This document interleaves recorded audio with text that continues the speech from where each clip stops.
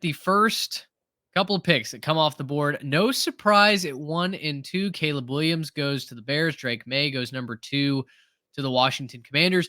Important disclaimer, we did not do any trades in this mock draft. We will have plenty of mock drafts that have trades, that have full simulations. This one, we went straight up out of the gate.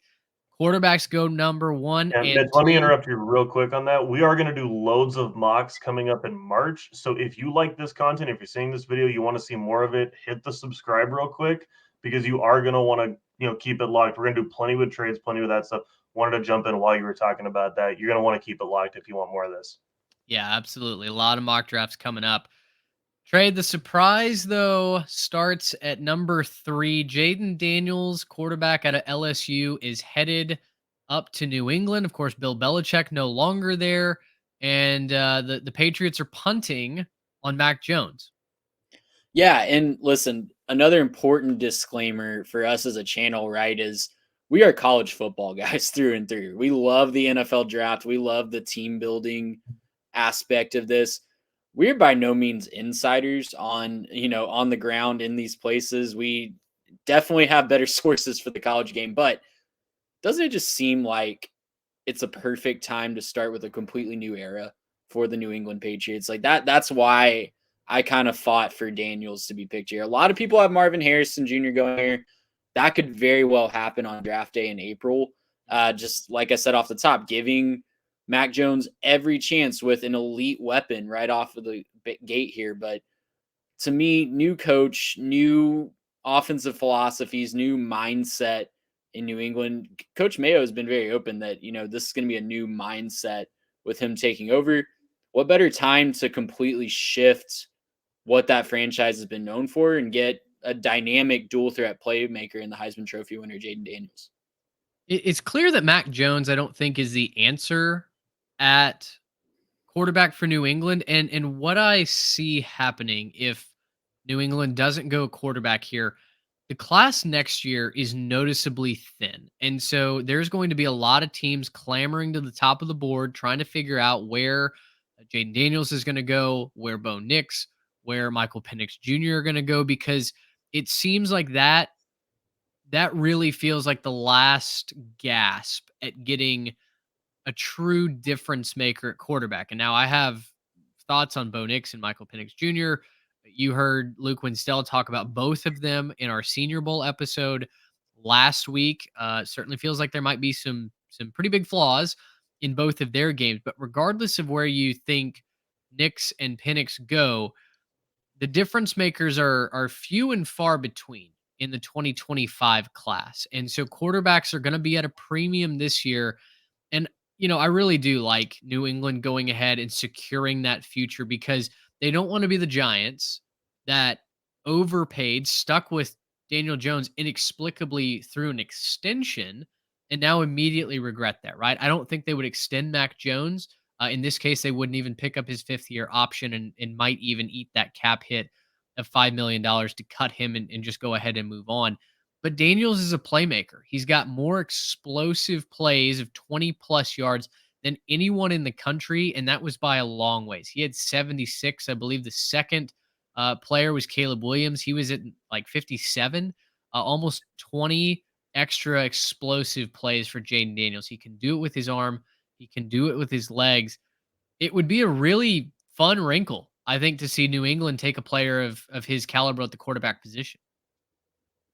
Yeah, I think you're absolutely right. And I think, that fan base is one that's clamoring to get back on top. That's, just needs something to get excited about up there too. And what better way to do that than to get the reigning Heisman Trophy winner? And, Jaden Daniels could very well end up being the best quarterback in this class. He could very well.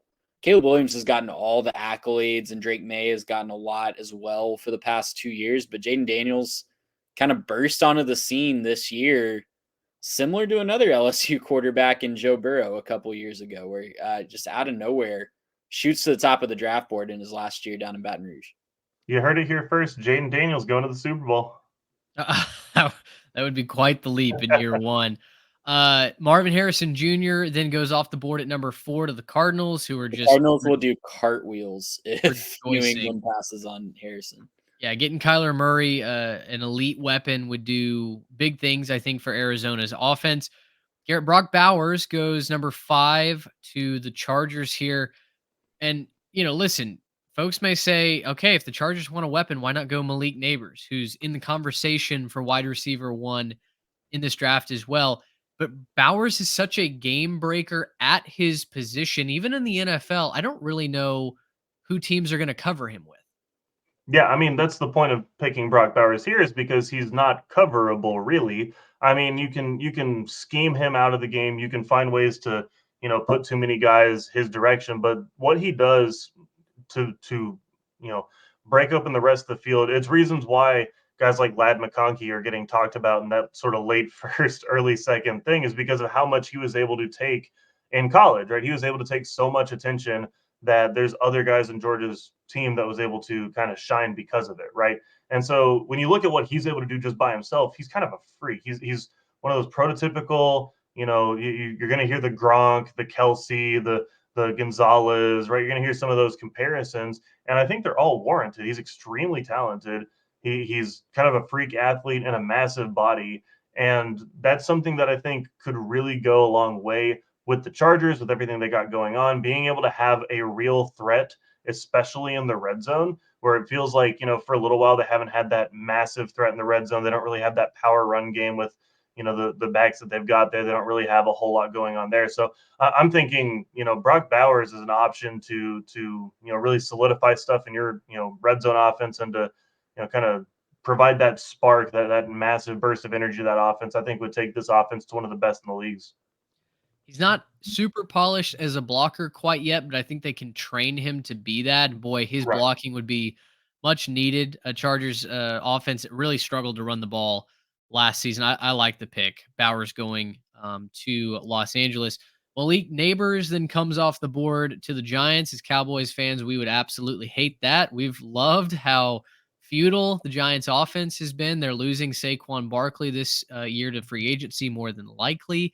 And that would certainly help the Giants get a big pick back. Now they could go offensive line here, and Joe Alt will go as the first tackle off the board at 7 to the Tennessee Titans. You could easily see the Giants go offensive line to try and protect Daniel Jones, try and give him one more chance before I think everybody quits on him. But to me, if the Giants are going to be at all relevant this year and make it back to the postseason, they need a game-breaking wide receiver. I think Malik Neighbors can be that. Rounding out pick 8 here in this first little chunk, the Atlanta Falcons take the first edge rusher off the board. They go Dallas Turner from Alabama. Falcons need pass rush in the worst way. That defense has struggled for a long time, really since Dan Quinn left.